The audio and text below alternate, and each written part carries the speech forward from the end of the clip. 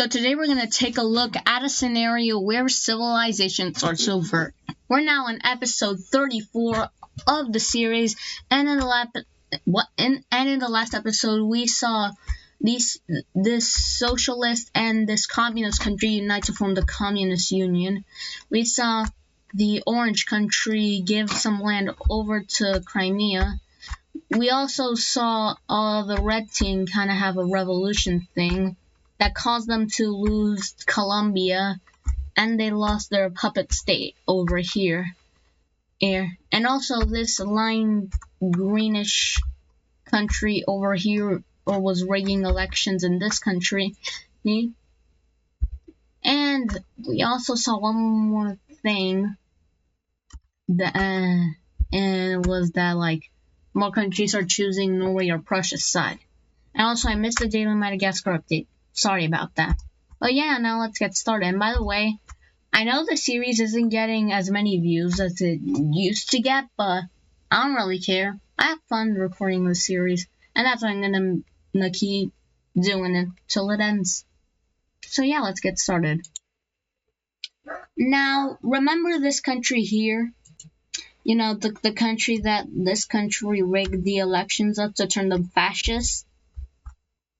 Yeah, well, these guys decided that, you know, although they have a pretty large country, they need more people here. So what better way to add more people to this country than to invade them? We see TAN team troops cross the border of anti-Baikal. And they swiftly move over here, and they also quickly move across here because there's no one here. So they're like, well, we might as well get it. Like, send a few people over here and just claim, hey, yeah, we invaded this area. Yeah, and this country is gonna cry out to the other countries, but nobody's gonna answer their call. Because they're a dictatorship, and we have an oligarchy and a communist nation. So yeah, I don't think that would mesh well at all. So these troops are going to continue on through here. Now the Siberian country has just captured this major city. I'm gonna call this country Cry for simplicity. So yeah, Cry is now forming a spearhead over to this major city, and they swiftly capture it, and now they're working on another spearhead to this major city. And seeing this country is about to fall to the fascists, a certain country next to them is gonna try to take advantage of this situation just to try and get some land for themselves. And recently formed the Communist Union, they are going to declare war on anti-Baikal, and they swiftly push their troops over here and capture the capital of this country. And to not, escalate tensions, Cry and the Communist Union are going to sign a non-aggression pact so they don't have to fight each other. This is more on Cry's part because, their capital would be cucked if that ever happened. So they're just gonna jointly invade. So, capture this major city, while Communist Union captures this major city, and then fronts meet over here. And now, seeing this as a lost cause, anti-Baikal is going to surrender over to the outside invaders. Now let's take a look at this peace treaty. And in this peace treaty, we can see that the Cry country takes this ginormous chunk of land, while the Communist Union gets this chunk of land. And as you can see, the Communist Union is gonna make a brand new province over here, because they wanted this major city, and thus they are gonna get that major city. So we're just gonna form a new little province over here for the Communist Union. And now all is well, except for anti-Baikal. And that's just a nickname for this country. Now, as you can see, this country is way too feeble and does not have enough population to be sustained. So what are they going to do? They're going to unite with Baikal. Yes, the worst nightmare came to light. But what else could they have done? They had no other choice, so they were forcibly integrated into Baikal. And that's about it for that. So yeah, let's move on. Now back over here, we have Normandy. And I like this country. Their borders are nice, kind of a square, but who cares, you know? But then this country became communist. And this is like a very, how do I put it? Like very anti-other, like this country's basically our ideology is the best and no other ideology should exist. And the entirety of the world should be united under one ideology. So when when they see all of these democracies around them, Normandy's like, okay, I gotta do something about this. So what do they go and do? They threaten a war with this pink country over here, saying, hey, move your ideology or we're gonna move you. And understandably, this country is gonna fall over pretty quickly to the demand, and they're gonna become communist too. And they're gonna do the same threat with this country, and it's gonna work too. But when they try it on Brittany, it doesn't work. So, you want to know what Normandy does? Well, they kind of just do this. Normandy troops enter into Brittany. Brittany, they were expecting this, but they were not worried at all because Brittany is stronger than Normandy. But unluckily for Brittany, then this happens, and their capital is captured, and there's nothing that they can really do right now. So after the sieging of their last major city, I'm talking about this one, by the way. This is a very important city for Brittany, as all of their trade docks here. Brittany is gonna surrender over her to the outside invaders. Now let's take a look at this peace treaty. And in this peace treaty, we see Normandy takes these 3 provinces over here, and this Aquitaine country takes these 2 provinces.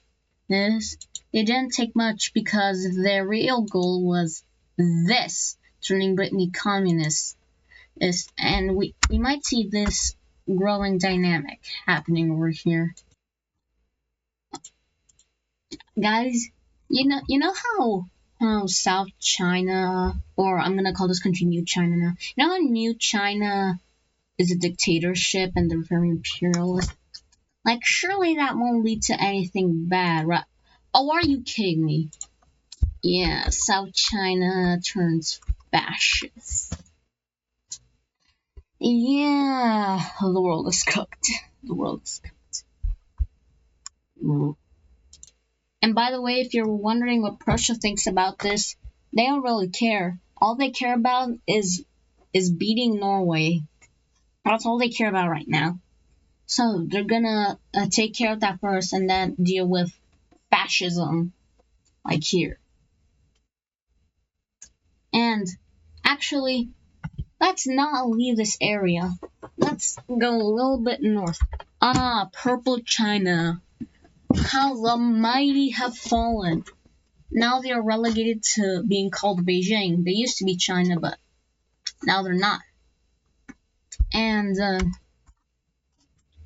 basically, this country is an absolute monarchy. And the leader of this country, they had triplets. So, and one of them likes the ideas of communism, the other fascism, and the other brother wants to stay as an absolute monarchy. And interestingly enough, they have an older sister that likes the ideas of democracy, but they're like, shut up. So yeah, there's a bit of a succession crisis going on here. And you want to know what that's going to lead to? Well, an argument leads to another, and now Purple Beijing is in a civil war. Who would have guessed? And in the end, the civil war looks like this. The Democratic sister is blue, the Communists is this group, and the Fascist this group, and the other monarchist brothers trying to take a hold of what's left of the country. Well, now let's see how this civil war is gonna play out. Now the Communists is gonna take charge over here and immediately push the monarchists back to the gates of this major city, and they're also focusing on the front down here, and I wonder who's funding this country. I wonder who is funding this country, guys, and who is. Meanwhile, the monarchist brothers are gonna do his absolute best to stop up the Democratic sister from winning in the civil war. And you want to know why this brother specifically focusing on the Democrat? It's because they don't like democracy and sibling rivalry. Who would have guessed? So, you may capture these two major cities, and the Democratic side is losing steam. Now, out of all the fronts, this is the one where the monarchist is going to have the least amount of success, because the fascists are having an amazing time sweeping through all of this open terrain with funding from I wonder who. And they make quick work of these two major cities, and they also use a brand new tactic called Blitzkrieg that they stole. Oh, now they make it over here with help from South China, and they manage to capitulate this whole front over here. Now it's pretty clear to the monarchists that they are gonna that they can't beat the fascists, so they gotta deal with the fascists. Stop invading us, and we'll grant you independence. Is that okay? And the fascists are gonna agree to that, but they'll probably invade them later. But that's not important. And what's important is that the communists managed to capture this major city and now cut off the monarchists in two. And now oh my god, can I speak? The commies are now at the doorstep of Beijing. And that's not good. Also, if you're wondering, real life Beijing is like around here. But let's not talk about that. This country is still called Beijing. And they make quick work of the monarchists capturing this major city. And if you're wondering about the Democrat, she has lost all popularity in her region because the monarchist is doing everything to make sure that she doesn't win. And so they're spreading propaganda about her. And another thing leads to another, and now the Democrat has fully lost. in the Beijing Civil War. And that's a big ouchie for a lot of democratic nations. Like although Japan is a monarchy, they did still like the ideas of the democrat sister. So let's say Japan wasn't a big fan of all that happening. And I wondered who's supporting the monarchists up here. But yeah, in the end, and the monarchist decides to negotiate with the communists.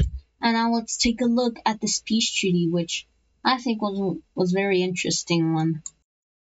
And in this peace treaty, we see the communists now have a country which I hate the shape of, but I couldn't figure out a better shape for them to be. So they're just gonna look like that. The fascists got an amazing deal. They basically got half of the country, and South China got a few provinces on the southern part over here. And yeah, that's about it for that. And this is what the ideology layer looks like. And now we'll move on. Now, over here in the Turkish Union, there's a scientist in Ankara. This isn't really where Ankara is. Ankara is more here. But we're just gonna say it's Ankara. Now, this scientist over here in Ankara has been thinking about something. By the way, for context, it is the year 1939. It's the year 1939, and this scientist has thought of the nuclear bomb and how it could exist. And now the scientist is gonna call this project the Ankara Project, and they're going to submit this idea for the president of the Turkish Union, and they're going to be interested. And that's all we'll hear from that for now. Now, to make up for not doing the Daily Madagascar update last episode, we're going to do the equivalent of 2 Daily Madagascar updates, DME. So yeah, let's get started. By the way, just to let you know, I might be ending the Daily Madagascar updates soon, as it doesn't feel fun doing them anymore. It just feels like a chore now. But yeah, now for realsies, let's get started. That was cringe. Now this purple country, and we're delivering some cargo over to the blue team, and they decided to go through the teal team to get there. But when they're in the teal team, that cargo is blown up. And the purple team leader, thinking irrationally since he's so mad about that, they're going to automatically assume it was the teal team who did it, even though they have no proof. They just think it was them since the goods were in their country. So now they're going to declare war on the teal team. So now let's see how that's going to go. So purple team troops cross the border and move into the teal team. And the teal team, they were not expecting this. They thought they were chill with the purple team. Yeah, and so they asked, why are you doing this? Since you blew up the cargo. What cargo? You know, the cargo. Yeah, and the teal team has no idea what they're talking about.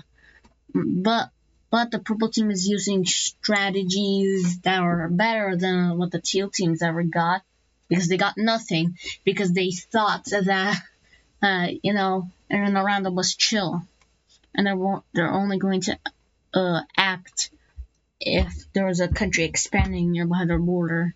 So they didn't really have an army, and so all the purple team just waltzed on into the capital of the teal team, fully capitulating the nation.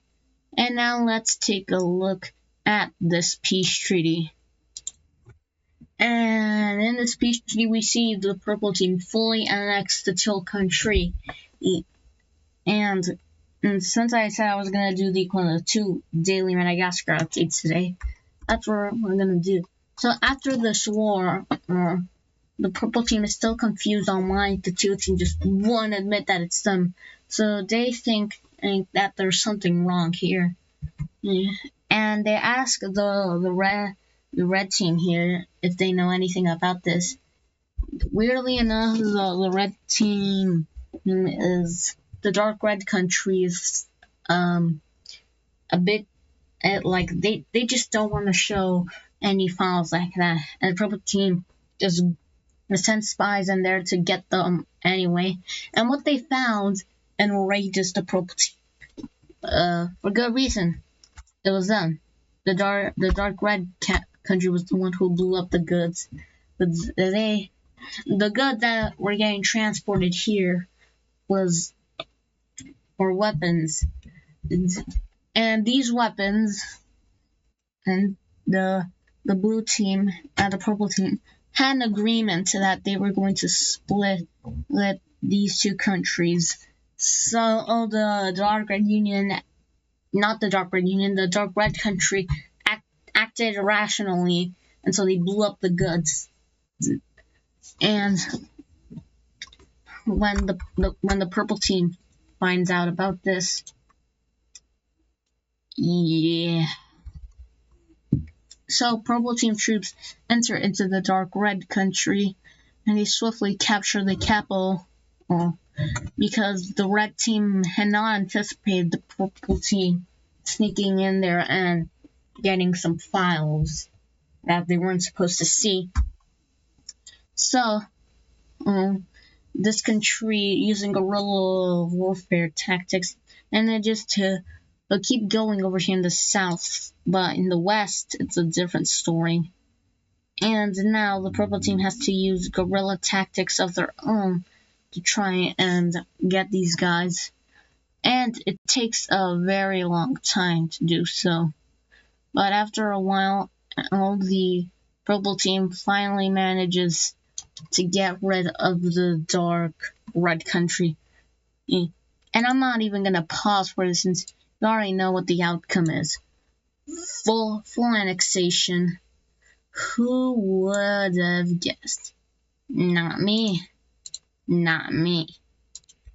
But yeah, that'll be it for the daily Madagascar update. Still sorry for missing it earlier. But yeah, that'll be it for today's episode of What If Civilization Started Over. Please leave a like and subscribe. Smash the notification bell. Smash the like button. Smash the subscribe button. And I'll see you on the flip side. Bye bye.